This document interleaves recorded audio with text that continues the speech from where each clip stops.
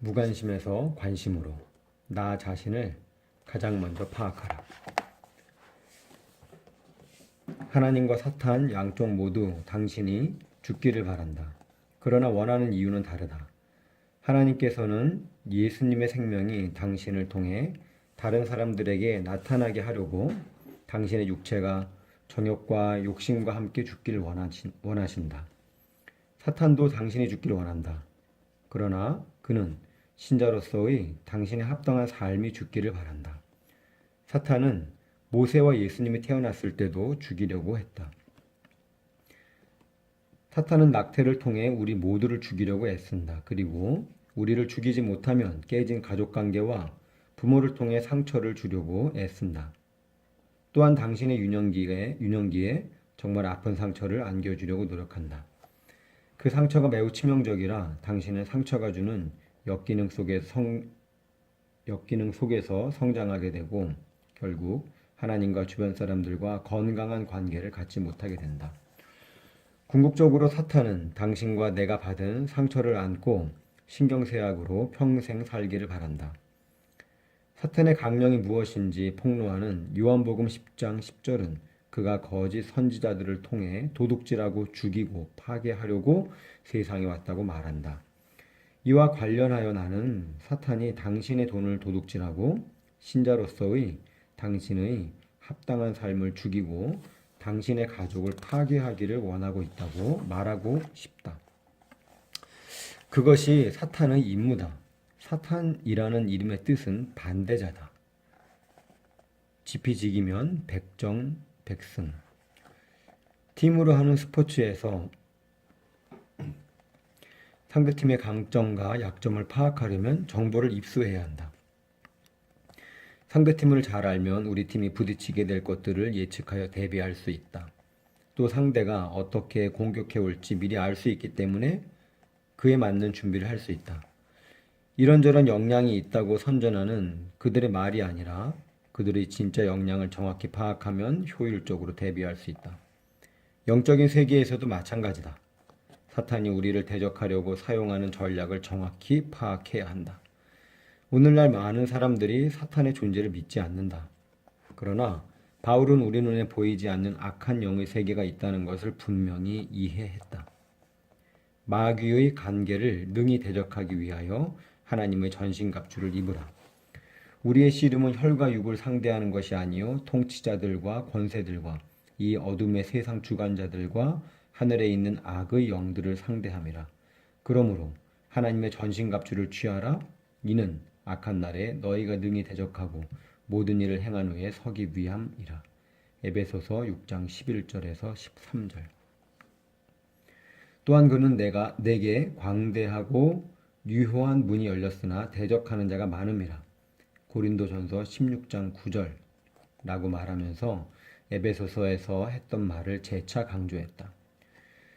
기독교 여론조사 기관인 조지바나 그룹의 한 조사에 따르면 미국 사회의 일반인 가운데 사탄이 실제적인 존재라고 믿는 이들이 24%밖에 되지 않고 놀랍게도 그리스도인들 가운데도 52%밖에 되지 않는다고 한다.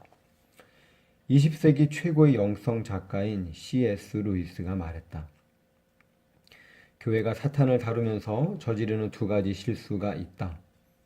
하나는 모든 걸 사탄의 탓으로 돌리는 것이고 다른 하나는 어떤 것도 사탄의 탓으로 돌리지 않는 것이다. 신자들이 모든 걸 사탄의 탓으로 돌리는 것도 분명한 잘못이지만 사탄을 실제적인 존재로 여기지 않는 것은 더 분명한 잘못이다. C.S. 루이스의 스크루테이프의 편지는 스크루테이프라는 이름의 우두머리 악마와 풋내기 악마에 관한 가상의 이야기다.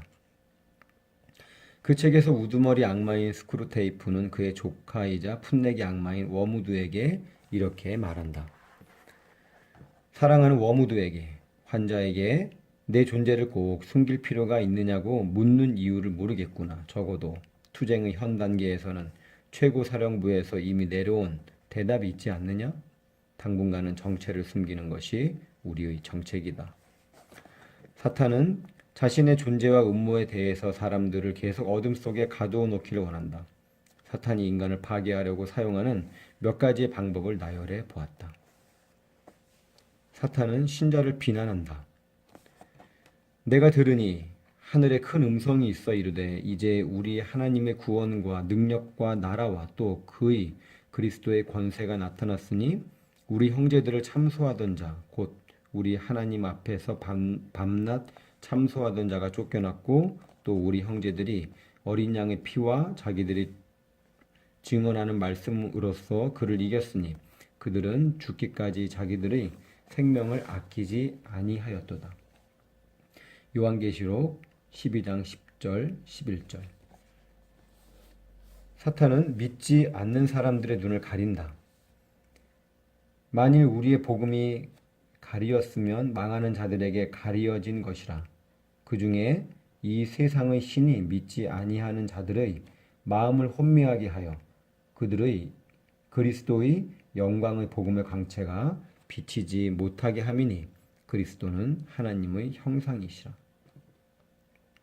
고린도후서 4장 3절 4절.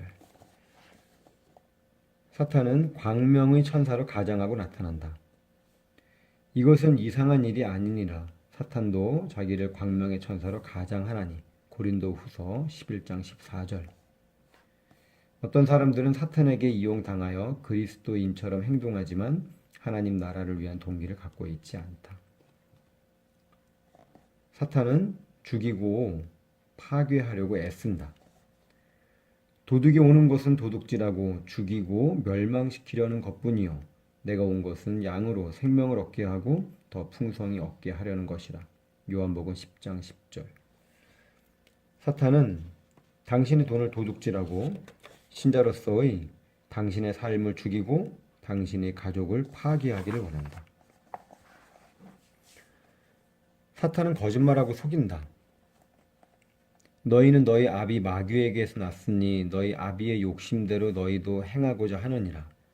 그는 처음부터 살인한 자여 진리가 그 속에 없으므로 진리에 서지 못하고 거짓을 말할 때마다 제 것으로 말하나니 이는 그가 거짓말쟁이요 거짓의 아비가 되었습니다. 요한복음 8장 44절. 사탄은 하나님께 순종하는 이들과 전쟁한다.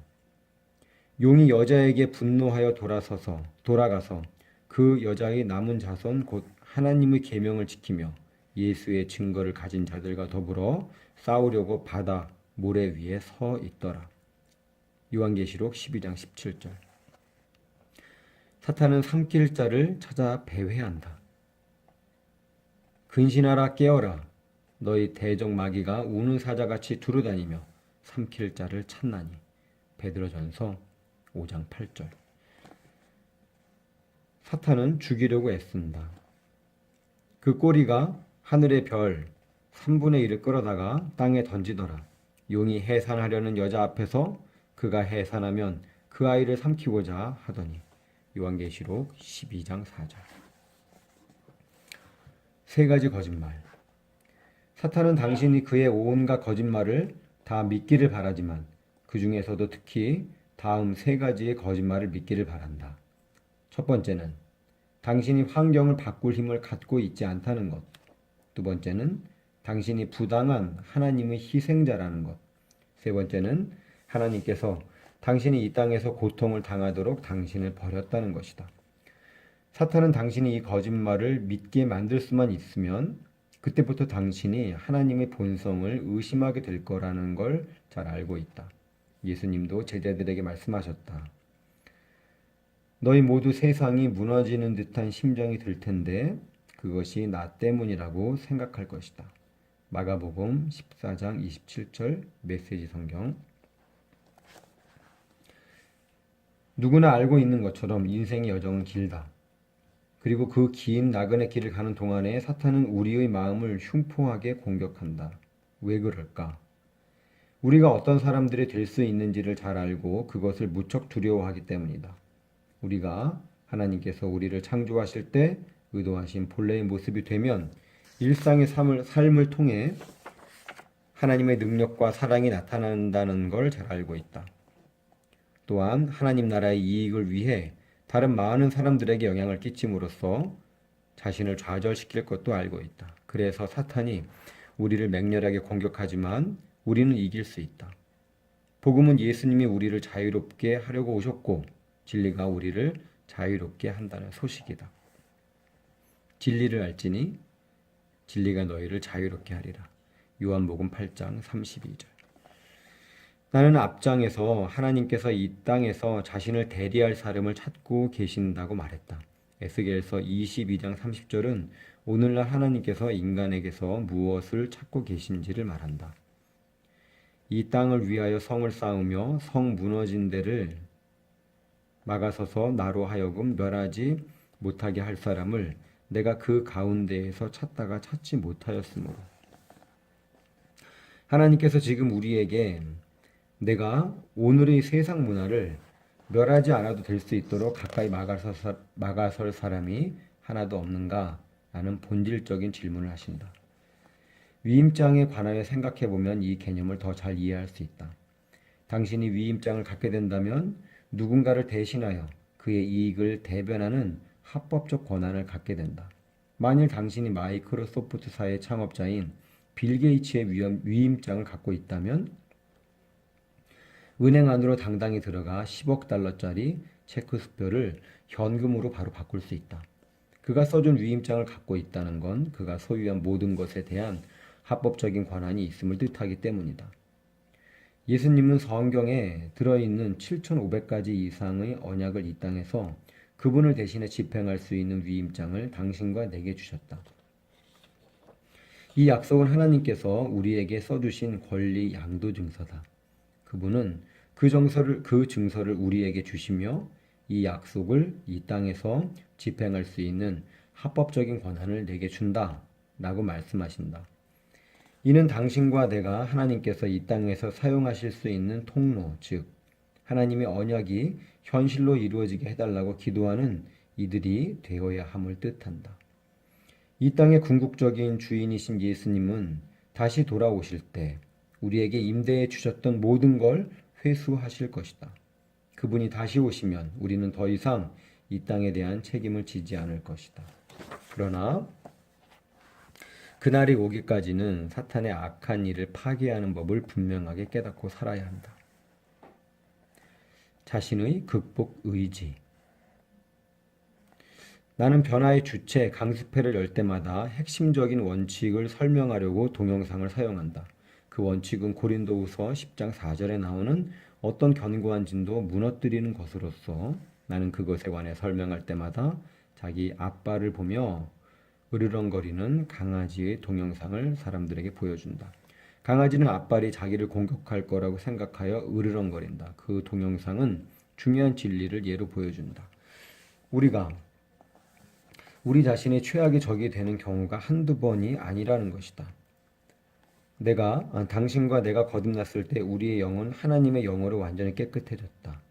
예수님이 십자가에서 이루신 일로 우리는 거룩하신 하나님께 자유로이 나갈 수 있게 되었고 우리의 영은 즉각 하나님의 영과 연결되었다.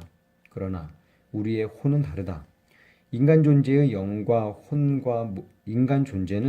영과 혼과 몸으로 이루어져 있다.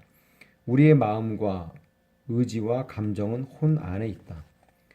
우리가 그리스도께 나아갈 때 우리의 혼이 즉각적으로 예수님을 닮게 되지는 않는다. 그런 일은 성화를 통해 점진적으로 일어난다. 성화는 거룩함을 얻어가는 행위나 과정, 거룩해지거나 거룩하게 되어가는 행위나 과정이다. 바울이 평강의 하나님이 친히 너희를 온전히 거룩하게 하시고 또 너희의 온 영과 혼과 몸이 우리 주 예수 그리스도께서 강림하실 때에 흠 없게 보존되기를 원하노라. 데살로니가 전서 5장 23절 라고 말했을 때 언급한 게 바로 성화다. 바울은 자기 영혼이 여전히 죄를 짓고자 한다는 걸 깨달았다. 내가 행하는 것을 내가 알지 못하노니 곧 내가 원하는 것은 행하지 아니하고 도리어 미워하는 것을 행함이라. 만일 내가 원하지 아니하는 그것을 행하면 내가 이로써 율법이 선한 것을 시인하노니 이제는 그것을 행하는 자가 내가 아니요 내 속에 거하는 죄니라. 로마서 7장 15절에서 17절. 성경 주석가들은 바울이 로마서를 기록한 시점이 그리스도인이 되고서 오랜 세월이 지났을 때라고 말한다. 그는 그리스도인이 되고서 오랜 시간이 흐른 뒤에도 원치 않는 일을 자꾸 행하게 되는 것 때문에 여전히 몸부림쳤다. 당신과 나도 마찬가지다.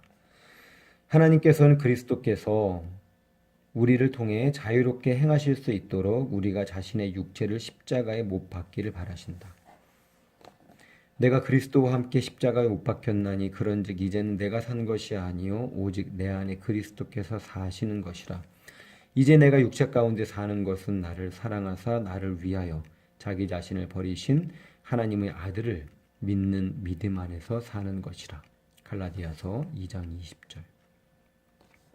중독의 뿌리. 아담과 하와는 하나님께서 그들에게 무엇인가를 감추고 계시다고 생각했다. 사탄은 그들에게 필요한 것들을 하나님께서 채워주고 있지 않다고 설득했다. 그래서 그들은 하나님께 불순종함으로써 자신들에게 필요를 채우기로 결정하고 선악을 알게 하는 나무의 열매를 먹었다. 이와 같이 필요한 것들을 하나님의 방법이 아니라 내 방식으로 채우려고 애쓰다 보면 그것이 습관이 된다. 그리고 때로 그것은 중독으로 변할 수가 있다. 중독이란 무엇인가? 무엇이든지 당신의 의지로 멈추지 못하면 중독된 것이다. 어딕션스.